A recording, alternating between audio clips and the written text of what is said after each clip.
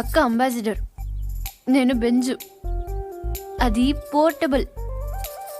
నేను ప్లాస్మా, అది life boy. నేను లక్స్. అందుకే నా అన్న దానికి ప్రాబ్లం కాకూడదని ఇలా వచ్చాను. దేవుడు దయ వల్ల దానికి పెళ్ళైపోతే అక్కడ గంటకు తగ్గ బంటలో ఏ హృతిక్ రోషనో అభిషేక్ బచ్చనో దొరకపోలే. చూసావా, నువ్వు కూడా చూపు తిప్పుకోలేకపోతున్నావు. అయ్యో దేవుడా, ఎందుకయ్యా ఇంత అందం ఇచ్చావు నాకు.